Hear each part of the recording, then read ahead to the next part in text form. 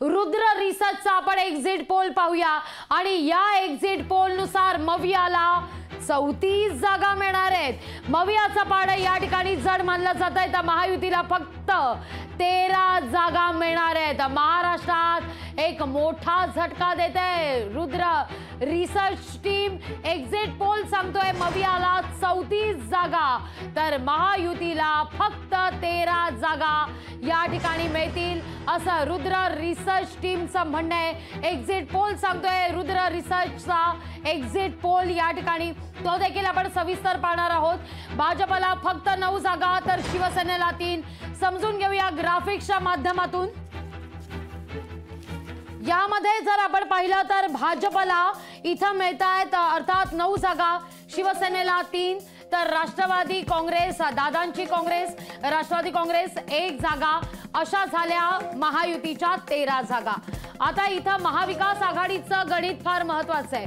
हे मवियाला या ठिकाणी कोकणात मवियाला 2 जागा मिळतील, महायुतीला 4 जागा मिळतील असं रिसर्च सांगतोय रुद्रच्या दाव्यानुसार महायुतीला 4 जागा, कोकणात मवियाला 2 जागा। येऊया आपण पश्चिम महाराष्ट्राकडे। पश्चिम महाराष्ट्रामध्ये जर पाहिलं तर महायुती या ठिकाणी 1 जागा, तर महाविकास आघाडीला पश्चिम महाराष्ट्रात 10 जागा मिळण्याचा अंदाज आपण म्हणतोय। 10 जागा म्हणजे जवळपास 9 जागा खरं तर।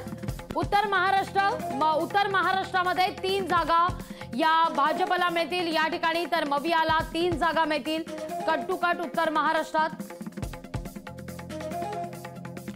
मराठवाड्यात अनेकांची प्रतिष्ठा पणाला लागलेली आहे। या ठिकाणी केवळ 1च जागा मिळतीये महायुतीला रुद्रच्या दाव्यानुसार, तर महाविकास आघाडीला 7 जागा मिळत आहेत। 8 जागांच्या लढाईत 7 जागा तर मवियाच मारतीये असा रुद्रचा दावा सांगतोय। पुढे जाऊया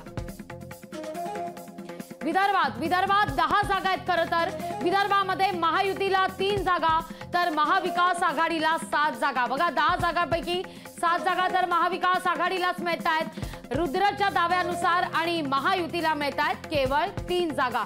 आता या सगळ्या संदर्भात थेट जाते रुद्रचे लिंगायत सर यांच्याकडे, जो तुम्ही मगापासून खरं तर उल्लेख करत होतात लिंगायत सर की अर्थात धमाका होणार आहे। हा धमाका तुम्ही रुद्रच्या दाव्यानुसार करून दाखवताय। महायुतीला केवळ 13 जागा तुम्ही या ठिकाणी दिलेल्या आहेत आणि महाविकास आघाडी यांचा बोलबाला या ठिकाणी पाहायला मिळतोय। 30च्या वर जागा जात आहेत महाविकास आघाडीला। यस, की मी मगाशी म्हणण्याप्रमाणे हा धमाका जे आणि तुमच्या लोकशाहीच्या एक्झिट पोल पेक्षा आमचा रुद्रचा एक्झिट पोल अजून वेगळा आलेला आहे। आपल्या इथे मतभिन्नता दिसून येत आहे, तर याचं कारण लोकशाही सर, प्रत्येकाला मत मांडण्याचा अधिकार आहे। तुम्ही तुमचं मत मांडा, आम्ही अशाच पद्धतीने 1,86,000 लोकांचे मत आमच्या रुद्र रिसर्च अनालिटिक्सच्या टीमने संपूर्ण महाराष्ट्रातील 48 लोकसभेच्या मतदारसंघातून घेतलेला आहे। 20 ठिकाणी क्लोज फाईट झालेले आहे।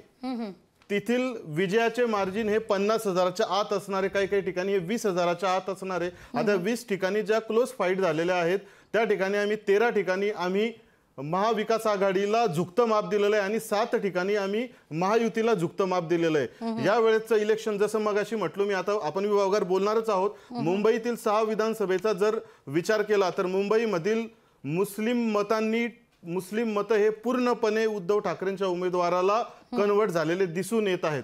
सर्वात महत्त्वाचं, आता तुम्ही टक्केवारी दाखवालच, टक्केवारीमध्ये 43% हे महायुतीला मिळत आहेत, 46% मतदान हे महाविकास आघाडीला मिळत आहे व हे उर्वरित मतदान हे इतरला मिळत आहे। तुम्ही म्हणाल की 3%चा फक्त फरक आहे दोघांमध्ये आणि सीटामध्ये इतका दुपटीपेक्षा अधिकचा फरक काय, तर याचं कारण असं आहे, उद्धव ठाकरेंच्या उमेदवाराला जिंकण्यासाठी जे विजयाचे मतदान हवे होते ते मतदान त्यांना काँग्रेसच्या पारंपरिक मतदारांकडून मिळाले। उदाहरणादाखल बोलायचं झाल्यास मुंबई साऊथमध्ये अरविंद सावंतांना तिथं जवळपास 25%च्या पुढे तिथं मुस्लिम मतदान आहे, ते पूर्णपणे त्यांना कन्वर्ट झालेलं दिसून येतंय। त्याच्यामुळे अरविंद सावंतांची सीट काँग्रेसच्या मतदानामुळे हे विजयामध्ये दिसतंय। असंच हे विदर्भामध्ये पण झालेलं आहे, असंच हे उर्वरित महाराष्ट्रामध्ये पण झालेलं आहे। सेम उद्धव ठाकरेंचं जे मतदान आहे, तर वर्षा गायकवाड उभे आहेत मुंबई। बघा तुमचाच पोल आम्ही टीव्ही स्क्रीनवर दाखवतोय रुद्राचा उत्तर महाराष्ट्राचा, त्यावर आपण बोलूया. उत्तर महाराष्ट्राचा दाखवा पीसीआयची टीम, मराठवाड्याचा तुमचा रुद्राचा पोल सांगतोय महायुतीला 1, मवियाला 7 जागा, एकूण 8 जागा आहेत मराठवाड्यात. अनेकांची प्रतिष्ठा आहे, अनेक मंत्री निवडणुकीच्या रिंगणात आहेत. इथं मवियाला 7 जागा सांगताय तुम्ही. यस, खूप सारे मंत्री रिंगणात आहेत. 5 मंत्री केंद्रीय मंत्री रिंगणामध्ये आहेत.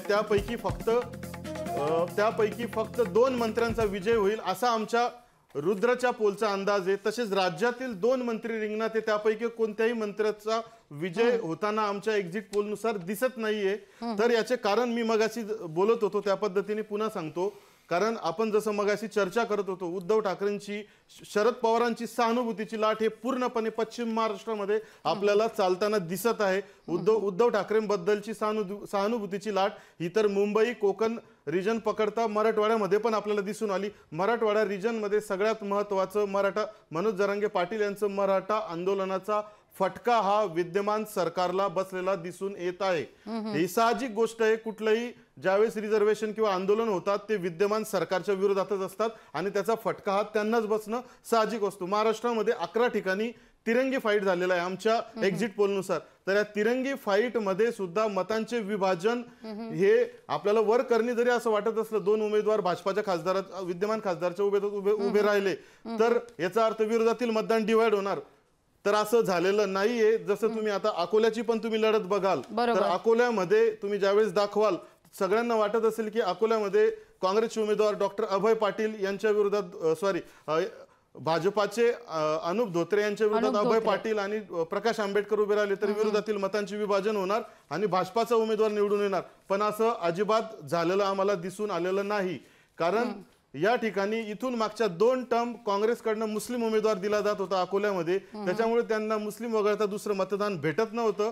मात्र यावेळेस डॉक्टर अनुप पाटील यांच्या अभय पाटील सारखा 2 वर्ष झाले तयारी करत असलेला उमेदवार की ज्याने हिंदू मुस्लिम मतात सहितच हिंदू मतदानही घेतलं आणि या तिरंगी फाईट मध्ये आमच्या एक्झिट पोलच्या दाव्यानुसार ते पुढे दिसत आहे. मी उदाहरणादाखल मी बोलत आहे. लोकशाही मराठी ऐका, पहा, जागरूक रहा.